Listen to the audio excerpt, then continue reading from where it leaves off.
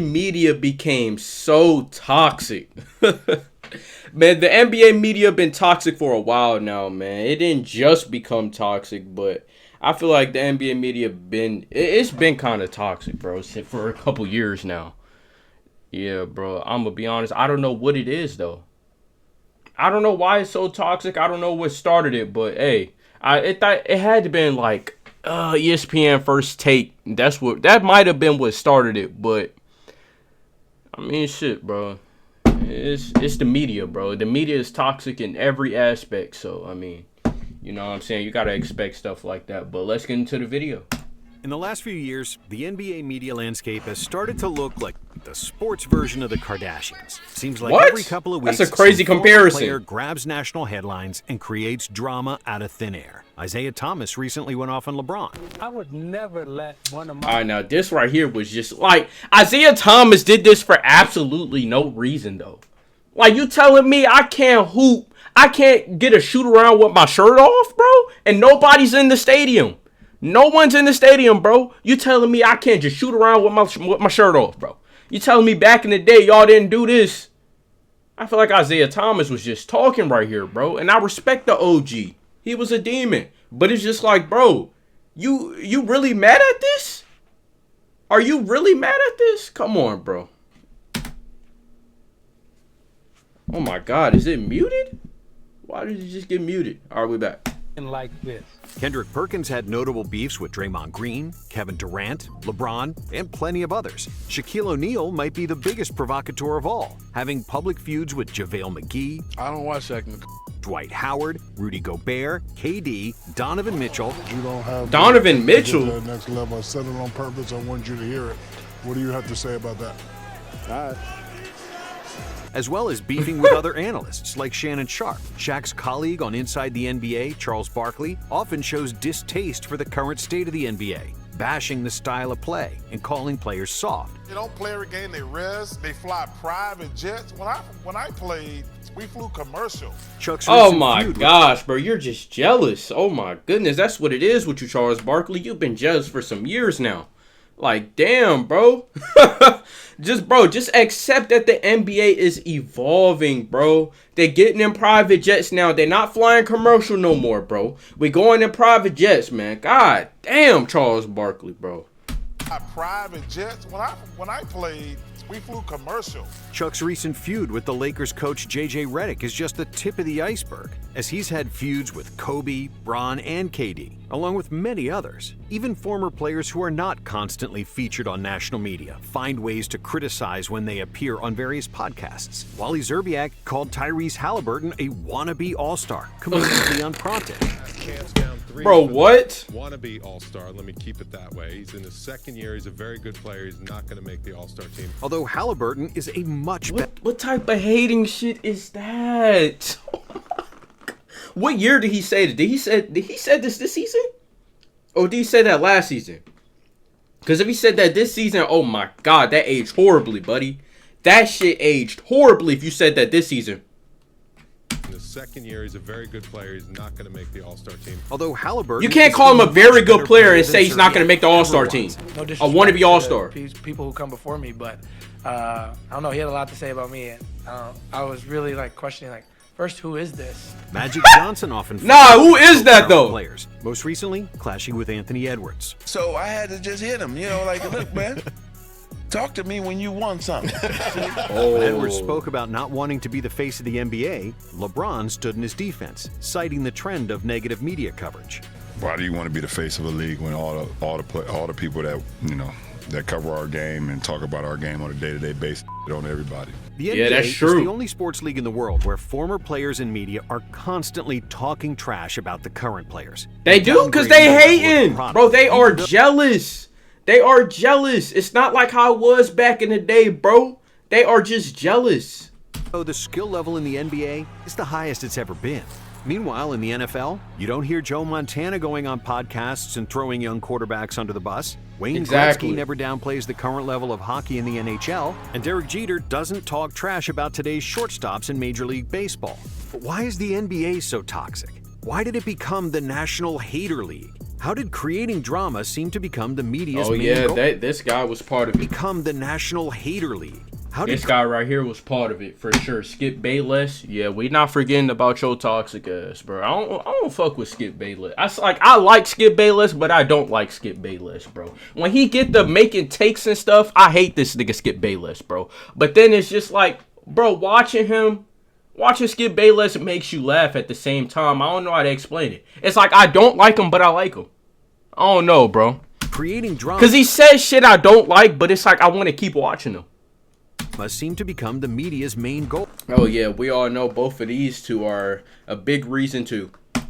Instead of praising the sport and the superstars who push the league forward.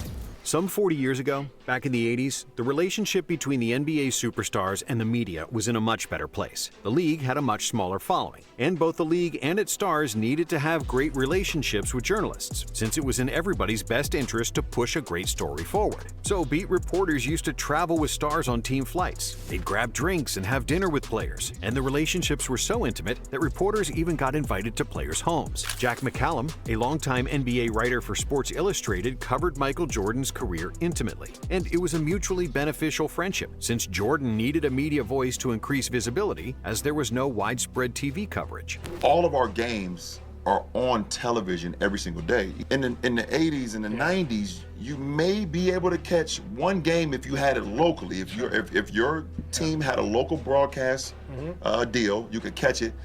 And if not, then you may not see a game once every couple of you maybe catch one or two games, every other week. Occasionally, McCallum and other beat writers. It was that hard to watch an NBA game back then? Dang, man. Negative about the players they were covering, but due to the long-lasting relationships they've built, those disagreements would be smoothed out instantly. By the late 90s, the popularity of the NBA blew up, and so did the coverage of the league. Even though beat reporters still had the most powerful voice, TV shows like Inside the NBA started to gain a lot of traction. When Charles Barkley joined Kenny Smith and Ernie Johnson on TNT, the show became a sensation. You're a rookie, you'll go last. Kenny Smith is What? here. Peter Vesey is here. And what separated Inside the NBA from all the other media forms was their sense of humor, along with the traditional basketball commentary. I got my new aim high hyper. Nike made their own shoe for me. Hold on, that's the wrong foot.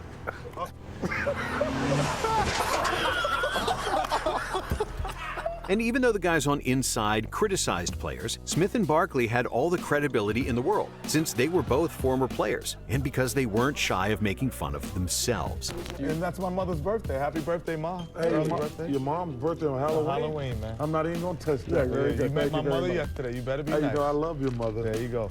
Oh, Then, man. in 2007, Come on, ESPN bro. launched First Take with Skip Bayless, who first popularized debate shows in America. Their superstar, their MVP, their Michael Jordan refused to play in the second half when he had a little finger injury. Here However, he it wasn't goes, until bro. 2012 Talking and Stephen A. bullshit. Smith's arrival at First Take that the show really exploded, becoming the #1 sports talk show in America. Bayless and Smith's passionate debates captured audiences unlike anything else on TV, and they became more popular than the majority of the players they were covering, even though their knowledge of the sport was moderate at best. Well, first of all, you have the presumption that people care what you say. They don't. Bayless recognized that controversy spiked the ratings far more than any positive talk, so he kept milking the cash cow. He first garnered national attention by critiquing Allen Iverson. I don't know you, but trust me, I do not hate you. And I sincerely love, and I've said this many times, watching the offensive shows that you do put on. And I sincerely hope I have now inspired you to win your first NBA championship. But it ain't going to happen. And with LeBron James, he Bro went is one such step a further, hater, becoming bro. the biggest, or at least the loudest, LeBron hater in the world. I The know. most talented player in the game, in 4 of the last 5 playoffs, has flamed out. Skip became known as the person who feuds with athletes and says obnoxious things that no one else would dare to say. I think you're having a problem crushing me because you've avoided every question that we've asked you. When Chris Bosh joined the Heat, Skip started calling him Bosh Spice because he felt Bosh played soft and with a lack of aggression. Oh To me, it's my going over the gosh. line when you say Bosh Spice, because that's referring to him as being a female. Oh, my Bosh had a goodness, problem with bro. the Bosh Spice nickname, and so he went on First Take and I confronted told y'all this dude really started this shit, bro. Like, if we keeping it real, it was Skip Bayless, bro. He started this toxic shit with the NBA media, bro. I'm telling you. My great-grandfather, my father, my grandfather. It's entertaining, though. You know, we're very prideful with the Bosch name, and I don't like it being made fun of, and I you know, I don't think they appreciate it either. But Skip didn't care because he was drawing more viewers than anybody else on TV. That's all that mattered to him. Back then, social media was in its infancy, and athletes didn't have the voice or the platform to combat hot takes from the likes of Bayless and Stephen A. And because they were so good at what they did, Bayless and Smith started a revolution where it no longer mattered to have great relationships with the players, as long as the ratings were good. Over the next decade, debate shows started to blossom, with many of them saying outlandish stuff to boost the ratings. Damn it, I'm tired of this, man. I'm tired of stuff like this. Ooh, I got you. You all right? I'm sorry, I did too much. But with the rise of technology and social media, the athletes started creating shows and podcasts of their own. However, even though the athletes could finally fight back and had full control over their words, the media discourse didn't get any better. In fact, it got worse. There were infamous moments in First Takes history where an athlete went directly to a talker and said, "You don't know what you're talking about." With new podcasts emerging seemingly every day, there was a complete frenzy resembling reality TV. Instead of talking about basketball and everyday storylines of the NBA, a lot of media coverage became responding to what other people said on various podcasts and talk shows. I'm just telling you, I want to punch his ass in the face. I do. If you feel that strongly about something, he's seen me a million times. Bro, Charles Barkley, bro, let's keep it real. You're not doing nothing to nobody, bro. Like, you need to stop, bro. Charles Barkley, bro, you really need to stop, bro, because you're not doing nothing to nobody, bro. If you feel that strongly about it, then punch me in my face when you see me.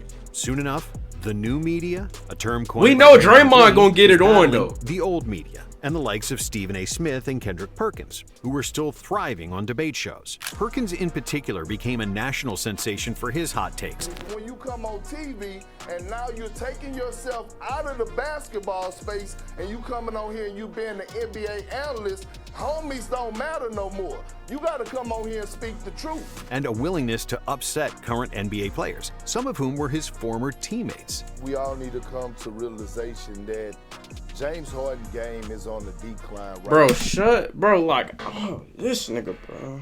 All right, let me just hear him out.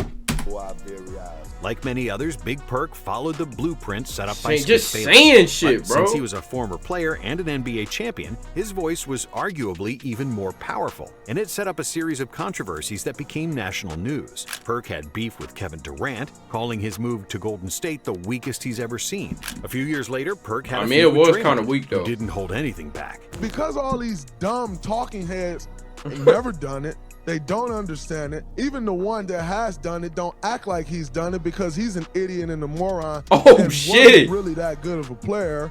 And so I'm talking about Kendrick Perkins, by the way. Of course, Perkins retaliated, which created another wave of news cycle that had nothing to Said do. he wasn't that good of a player. Who y'all taking, Draymond or Kendrick Perkins? Damn, Draymond got that resume, though. I'm gonna keep Draymond got the resume. Do with the actual NBA. We all know, dog. We all know.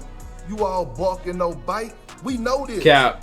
The NBA brothers know this. When LeBron James had an on-court disagreement with Stephen A. Smith about the coverage of his son Bronny, Look how scared Stephen A. was. And then he want to get up here and talk all tough. Yeah, because if this man was to swing on me, if he was to swing on me, I would have swung back. Like, bro, Stephen A., bro, if LeBron was to swing on you in that moment, bro, you would have fell down to the ground and you would have been whining and shit, man. Like, well, I don't know why, bro. Stephen A., bro, stop acting so tough, bro. Like, I don't be understanding it, bro. Stephen A. went on a talking marathon about the incident. That wasn't a basketball player. It was an angry dad. That was a parent. That was a father. And I can't sit here and be angry or feel slighted by LeBron James in any way in that regard. Smith talked about Nah, LeBron bro. for a whole Show the week. clip where he said he would have swung on LeBron. I thought it was some bullshit. But in the moment, I knew that I was listening to a father. Yeah, you And bitched Perkins out, bro. joined in, citing that he's no longer friends with James and that he blocked him on social media. Players have long hated being criticized, but something is different now. The comments are meaner, nastier, and more personal. I think people in the media have gotten too comfortable, especially with our sport. They got too comfortable where, you know, back in the day, like for sure, you would never bring up Charles Oakley's brother. Yeah. Charles Oakley will smack you through his brother. Damn! When Charles Barkley said that the Grizzlies point guard Ja Morant wasn't the kind of player who made his teammates better, Morant replied with one word on Twitter, knee pads, alluding that Barkley can assume the kneeling position to not be more graphic. Even though Barkley's criticism of Morant was fairly reasonable at the time and wasn't really trash talk, what Sir Charles ranted about J.J. Redick and the Lakers can hardly be described as constructive criticism. JJ, if you come for the king, you better not miss. Because I can get you, brother, because I got your Lakers games. We're the reason ratings are down. Oh, we're the reason. We're the reason, like we playing. If I'm a casual fan and you tell me every time I turn on the television that the product sucks, well, I'm not going to watch the product. And that's really what has happened over the last 10 to 15 years. I don't know why. It's not funny to me. Redick's remarks were on point, because what's the point of berating the league that feeds everyone's mouths, including those of analysts? But Barkley strongly disagreed, doubling down on his take that the league is in a bad place with the amount of three-point shooting. If you're just going to come out and have a three-point shooting contest every night, that's going to turn the average fan off. However, with all the comparisons to old times and that players in the previous eras were better, it's hard to argue with JJ's point. Granted, basketball in the 90s was more physical, and it's the biggest reason why the players from that era think of today's players as soft. Bro. But just because the rules allowed guys to punch each other when driving to the basket, it doesn't mean the actual basketball was better. On the contrary, the level of basketball is better than ever. Are they just better? Players now are better than players back then. That's literally all it is, bro. That's literally all it is. As pretty much every player can dribble, pass, and shoot. Look at this. In Huh. today's NBA, Who in it's that much back harder then? to play Kendrick defense Garbage? because Who you gotta in run that? After the Steph Currys of the world for an entire possession. Just be hating for no reason. You can't grab people because of the hand-checking rule, and you can't knock players out under the pretense Oh of my, playing come here. hard Ooh. defense. On Larry offense, Bird there's was a that lot though. more I ain't gonna, he was passing ahead of before his the actual time. shot. Larry Bird, bro. One more. Harris, three more. And since there's more space on the floor, there's much more player movement, screening, and cutting. More often than not, all 5 players are involved in the action and touch the ball before the actual shot. And sure, while it's true that a lot of shots in the current NBA are three-pointers, Look at that shot. what some old NBA players and fans seem to forget is that the 3 is simply replacing the long 2, because it's more efficient and players are more skilled to hit from the outside. Exactly. It's not all positive, as some of the fouls called today are really ticky-tacky. And because of the taunting rule, you can hardly celebrate a great play without receiving a technical foul. Now I will say they are kind of getting a little. Basketball is at an all-time They high. getting a little charming, just a tad bit soft with stuff like that. But other than that, I feel like basketball is in a great space, bro. And even though over 40% of all shots are three-pointers, the action that precedes the three-point shot is filled with a great deal of skill, dribble penetration, movement. No way he and fell for that shit. Compare it to the 90s and the early 2000s when the game was played inside the three-point arc, you'll see a lot of static play, with the majority of players just standing around and watching one player dribble the ball for 20 seconds against one defender in isolation. But even with all the knowledge available, half the league attempted 400 or more total threes in the first 6 seconds of the shot clock. So these early shot clock threes, same thing, 55%. Really? It's a good shot. I can't wrap my head around it. Am I too old school? in the clear evolution Oh of my basketball, God! you still get old heads talking about the good old times, and that players from this era couldn't play 30 or 40 years ago. Most players who played in the 90s are still going on various podcasts and saying that Jordan would average 50 in today's game. While it's true that MJ was the greatest player of his era, it's complete nonsense to think he would average 20 points more than Steph, KD, LeBron, or Jokic. And you know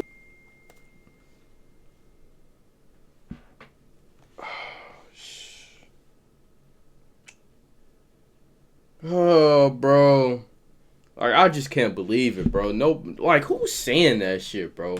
Who's saying Jordan is averaging 50? He wouldn't even come close to 50. Would he even average 20? Would Jordan average 20 in today's basketball? We don't even know if he would average 20. Like, bro, they just be saying anything, bro. That's one thing about the media. They don't even make good takes anymore. They just straight up hate. Like, that's all they do. They just straight up hate and shit on current basketball. That's all they do. They don't even make good takes anymore. To think he would average 20 points more than Steph, KD, LeBron, or Jokic. And do you know why we know that's nonsense? Because Jordan didn't average 20 points more than Adrian Dantley, Dominique Wilkins, and Larry Bird when he played against them. By the same logic, if Jordan would average 50, then Dantley, Bird, and Neek would all score over 40 and would be better players than pretty much any player of today.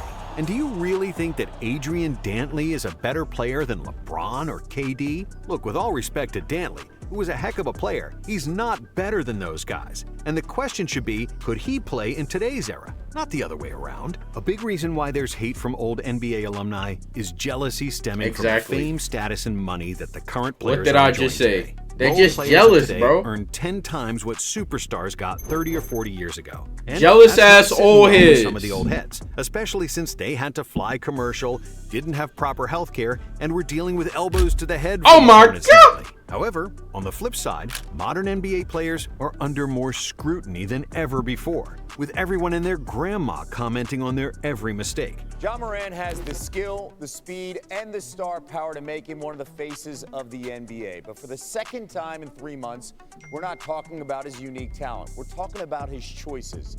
In today's media, every shortcoming of a great player too often draws comparisons with the players of old and sparks another hot debate of who was better. If LeBron passes up the opportunity to get a three-point shot, there are great chances that Stephen A. Smith will go on First Take the next day and talk about... Michael Jordan would have never did that. He would have took the shot. He would have knocked it down.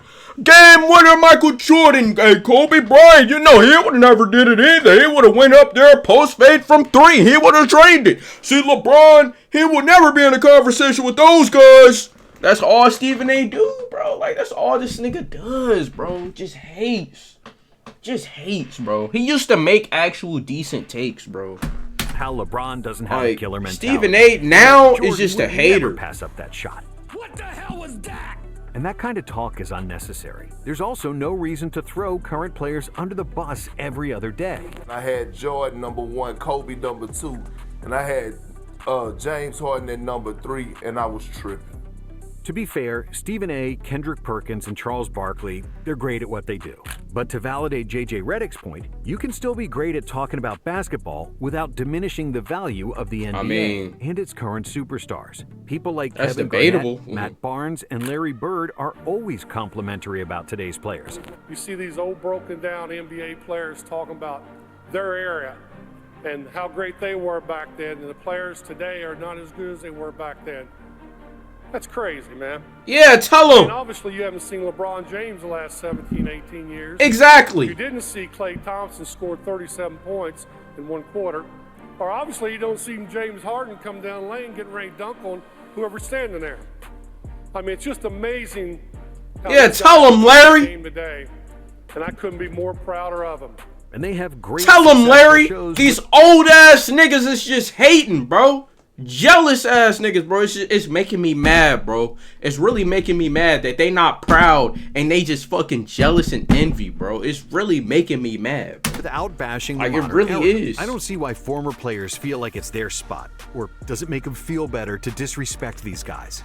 To me, this is super weak. I don't like it. There's been 5,000 players in the history of the NBA. So that's why it bothers me when former players feel like they have to on the younger players. Matt Barnes.